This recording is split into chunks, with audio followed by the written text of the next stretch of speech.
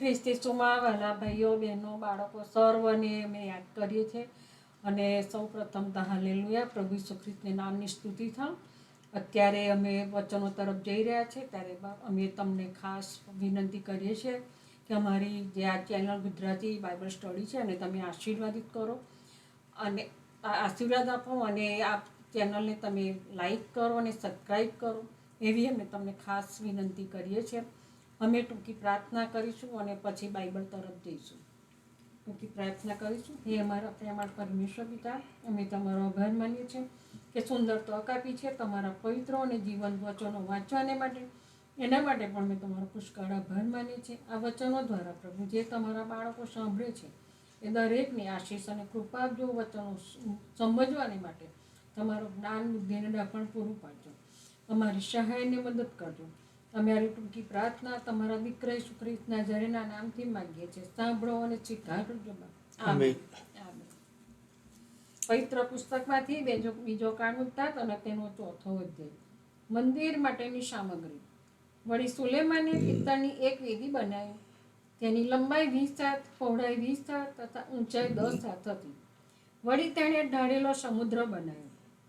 તે ગોળ હતો.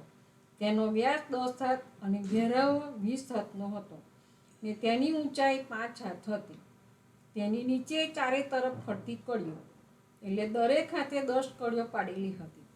કડીઓની 2 હારો હતી ને તે તેની સાથે ઢળવામાં આવી હતી. તે સમુદ્ર 12 બળદ ઉપર ગોઠવેલો હતો. 3ના મુખ ઉત્તર તરફ, 3ના મુખ પશ્ચિમ તરફ, 3ના મુખ દક્ષિણ તરફ અને 3ના મુખ પૂર્વ તરફ હતા. સમુદ્ર તેમના પર ગોઠવેલો હતો ને તેમની સર્વ પૂંઠો અંદરની બાજુએ હતી. તેની જાડાઈ 4 આંગળ હતી. તેના કાનાની બનાવટ વાટકાના કાનાની માફક કમળના ફૂલ જેવી હતી. તેમાં 3000 બાર એટલે આશરે 6000 બીડા સમાતા હતા. વળી તેણે ધોવા માટે 10 કુંડા બનાવ્યા. 5 જમણે હાથે તથા 5 ડાબે હાથે મૂક્યા. તેઓમાં દહીંને લાગતા પદાર્થો ધોતા હતા. સમુદ્ર તો યાજકોને નહાવા ધોવા માટે હતો.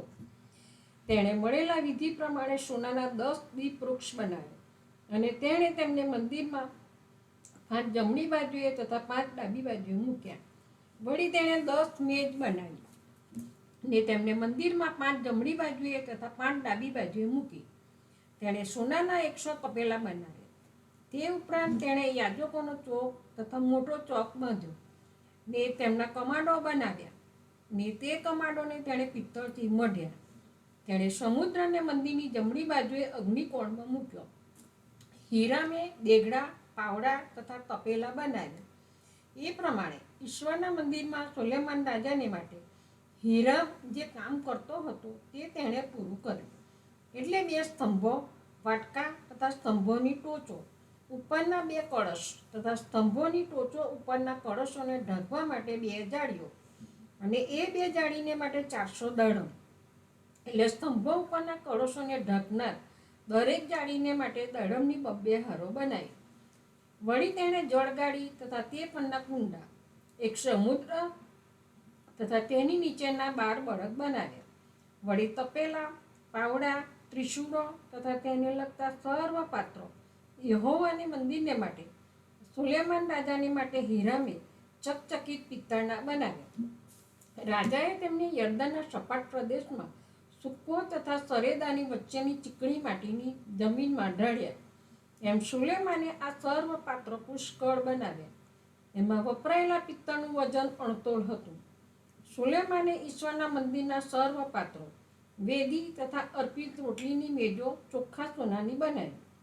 વિધિ પ્રમાણે પરમ પવિત્ર સ્થાનની આગળ સળગાવવા માટે દીપ વૃક્ષો, તેમના ફૂલો, ચાડા, ચીપિયા, કાતરો, તપેલા, ચમચા તથા સગડીઓ ચોખ્ખા સોનાના બનાવ્યા.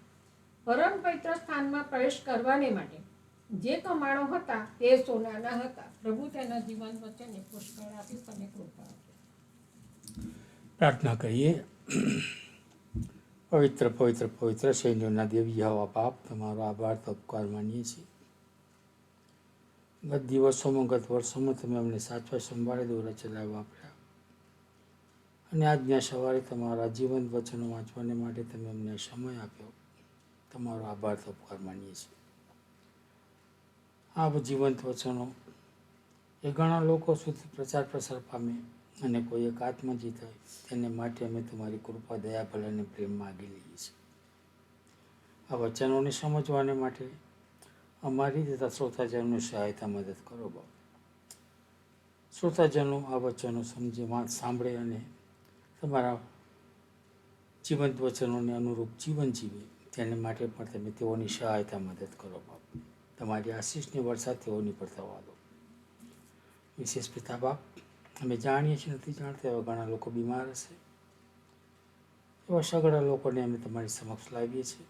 તમે તેઓને તમારા તંદુરસ્ત હાલતના સ્પર્શ વડે સ્પર્શ કરો અને તેઓ સંપૂર્ણ સાચા પણ પામે એવી કૃપા તમે થવા દો. વિશેષ પિતા બાપ, અમારા એક્સ પ્રેસિડેન્ટ જો બાઇડન સાહેબ, તેઓના શરીરની અંદર પણ જે બીમારીની શોધ જણાય છે, ત્યારે પિતા બાપ તમને વિનંતી કરીએ કે તમારા તંદુરસ્ત હાલતના સ્પર્શ વડે તમે તેઓને સ્પર્શો અને બીમારી એમના શરીરમાંથી જતી રહે અને તેઓ સંપૂર્ણ સાજાપણું પ્રાપ્ત કરે એવી કૃપા તમે થવા દેજો બાપ. અમારા દેશ અમેરિકાને આશીર્વાદિત કરજો. અમારા દેશના રાજનેતાઓને આશીર્વાદિત કરજો બાપ. અને આ દેશની જવાબદારી અદા કરવાને માટે તમે તેઓને બુદ્ધિ, બળ, શક્તિ, સામર્થ્ય પૂરા પાડજો બાપ. તમારું આવું ખૂબ જ નજીક છે. તમે જ્યારે આવો ત્યારે અમે તમને મળવાને તૈયાર હોઈએ તેને માટે પણ તમે અમને તૈયાર કરજો બાપ. તમારા માર્ગો અમને બતાવજો બાપ અને તમારા માર્ગોમાં ચાલવાને માટે તમે અમને શક્તિ, સામર્થ્ય અને બળ પૂરા પાડજો બાપ. જે કુટુંબમાં મરણે પ્રવેશ કર્યો હોય એ કુટુંબને તમારા આત્મિક દિલાસાથી ભરપૂર કરજો પિતા. હવે પછી અમે તમારા હાથોમાં સોંપાય ત્યારે પિતા બાપ, અમારાથી જાણે અજાણે થયેલા પાપોને અમે ક્ષમા માગતા તમારી સમક્ષ આવીએ છીએ કે અમને અમારા પાપોની ક્ષમા બક્ષો અને અમને તમારા બાળકો તરીકેનો સ્વીકાર કરો પિતા બાપ. અમારી ટૂંકી આ પ્રાર્થના તમારા પુત્ર અમારા મસીહ ઈસુ, જે કાલવાના પહાડ પર દાયા કૃષે જડાયા, ડટાયા અને ત્રીજે દિવસે પુનરુત્થાન પામ્યા, તેમના મીઠા અને પ્યારા નામમાં તમારી સમક્ષ લાવીએ છીએ. સાંભળીને તેનો સ્વીકાર કરજો પિતા. આમીન, આમીન.